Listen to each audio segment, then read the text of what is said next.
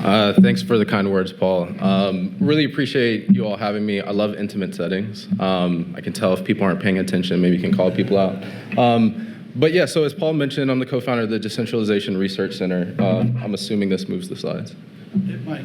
Give it a I didn't try. There you go. Good.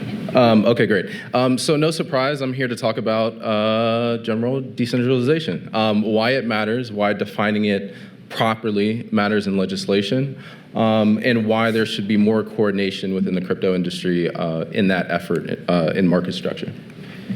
So just a little bit of background on us. I'm not going to read this verbatim, but we're a nonprofit think tank that focuses on research, education, and advocacy in support of the decentralization of emerging technologies. Our history goes back 4 years now, while I was at Stanford Business School and leading the blockchain club there.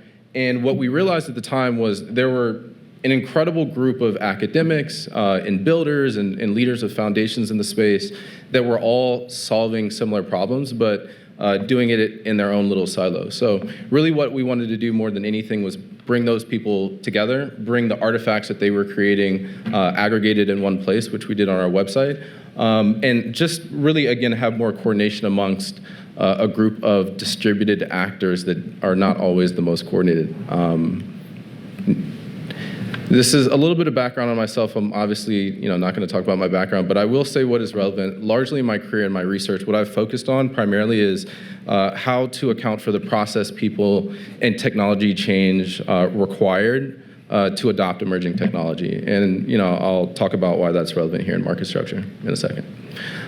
We also have a team of, I don't know at this point, maybe 40 fellows that help us with our research, and more recently have helped us with our advocacy efforts on the Hill. So decentralization, again, not going to read this slide. I can share these if people are interested. And this is also meant for an audience that is not familiar with the topic at all. These are all very nuanced things. But what's being outlined here is that decentralization exists on a spectrum, right? There isn't like either you are centralized or decentralized. You can be somewhere, again, on this spectrum. And really it comes down to a couple of dimensions, the technical, economic, and governance dimensions of a particular blockchain. Just a little backstory as I get into market structure and the decentralization test. For 3.5 years, so up until June last year, we just focused on research and education, which sort of begs the question, why advocacy? At the time, market structure was being discussed, and we were quite concerned that the decentralization test was too permissive. It seemed to have been crafted by very educated folks generally, but maybe not people that are very nuanced or deep in the topic of decentralization and blockchains.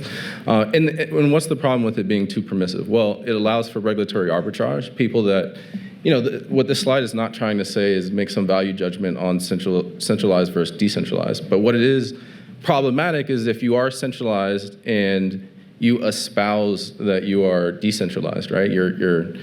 In fact, your chain is controlled by a few people, but you're telling consumers or different participants in that network that it isn't controlled, right? That it's controlled by a broader group of people.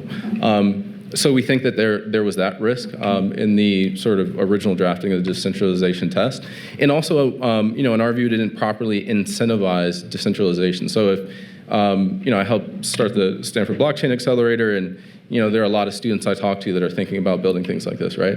If they're concerned that, once they achieve some level of decentralization, that their liability won't be limited, right? There's some ongoing liability that will persist in their lives. Obviously, that's a really poor incentive for decentralization.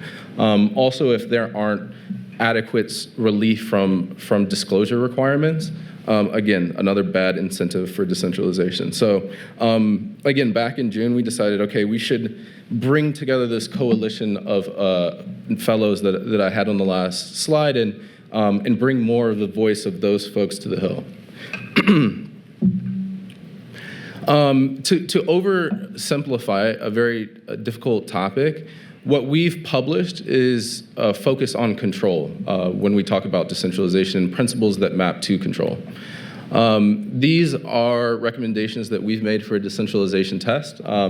8 principles that we think are incredibly important to consider yourself properly decentralized.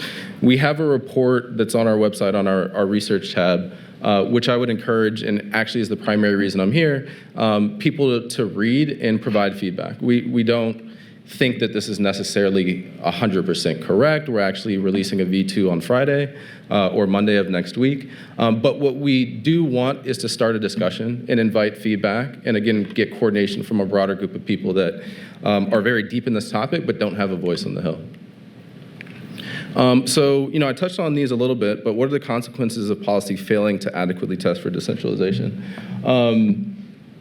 Again, market participants not knowing the risks could be misled, right? Like if we, for example, don't have a test, Miles Jennings from A16Z spoke at our event 2 weeks ago and made this example. If we can't distinguish between FTT or Luna and Ethereum, we're really doing this industry a disservice and consumers a disservice. And as we all well know, this industry has an incredible group. Like, I cannot speak highly of the innovators in this space, but there are also opportunists, right? So if we have legislation that can be exploited, we're going to find ourselves in any number of future blowups and different administrations that have their political interests, and there's very likely to be backlash, right? If we don't adequately account for that right now. And I already touched on this, but I'll ultimately just wrap up by saying, in market structure, without getting into the weeds, this test is really defining the difference between digital assets as a commodity and a security, which has a ton of legal implications. And it really, really matters that we get this right. And lastly, I'll say that we bring more voices than just a few for-profit companies who are also doing great work. I'm not trying to disparage that, but they can't be the only voice in the room on the Hill. So it matters that there's more input from the broader industry here. This report on the left is the report that I was referencing that talk about the criteria in more detail, talk more detail why this matters. And again, we're releasing a V2 next week. Would love feedback from this group. Thank you for having me.